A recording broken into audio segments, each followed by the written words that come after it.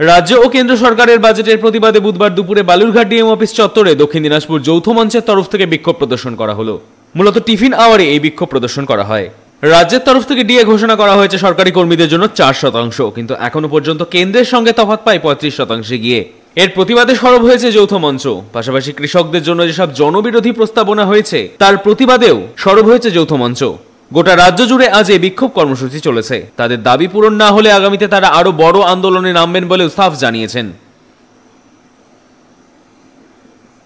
রাজ্য কোষাগার থেকে বেতনপ্রাপ্ত সরকারি কর্মচারী, শিক্ষক, শিক্ষাকর্মী এবং পেনশনারভুক্ত যারা আছে তারা আজকে গোটা রাজ্য জুড়ে 18 এবং 19 তারিখে রাজ্য বাজেট এবং কেন্দ্রীয় বাজেট সাধারণ মানুষের যে বঞ্চনা, সেই বঞ্চনা সাধারণ মানুষের স্বার্থে বাজেট হয়নি।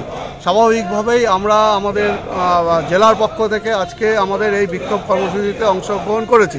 আপনারা জানেন যে বাজেটে রেগার টাকা কমিয়ে দিয়েছে কৃষকদের, তার কৃষকের যে ঘাটতি সেই বাজেটে কৃষকদের কোনো পয়সা করি বাজেটে রাখা হয়নি। এছাড়া যে চুক্তিবোধায় কর্মচারী, আপনারা জানেন যে সরকার 10 লক্ষ কর্মচারীকে নিয়োগ করার একটা প্রতিশ্রুতি দিয়েছিল, কিন্তু বাজেটে দেখা যাচ্ছে যে কর্মচারীদের সেই বাজেট আমাদের যে কর্মচারীদের নিযুক্ত করার কথা এই বাজেটে রাখা হয়নি।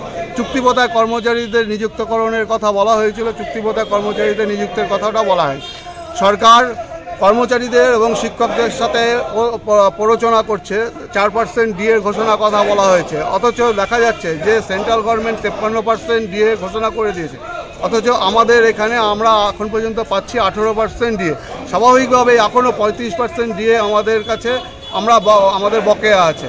কিন্তু বাজেটে যে আমাদের দেখা যাচ্ছে যে বাজেটে লিখিত প্রস্তাব আকারে রাখা হয়েছে যে কর্মচারী এবং শিক্ষকদের প্রতি সহানুভূতিশীল দেখা যায়। এইটা একটা তঞ্চনা ছাড়া আর কিছুই নয়। সেই মনে করে আমাদের মনে হয়েছে যে এই 18-19 তারিখে যে কেন্দ্রীয় সরকার এবং রাজ্য সরকারের যে বাজেট ঘোষণা হয়েছে এটা সাধারণ মানুষের বিপক্ষে গেছে, যার জন্যই আমরা আজকে এই আন্দোলনে অংশগ্রহণ করেছি। আপনার নাম আর ডেজিগনেশন? পার্থ সরকার, যৌথ মঞ্চের পক্ষে। বালুরঘাট থেকে মান্টি সিং এর রিপোর্ট, কুলিক নিউজ।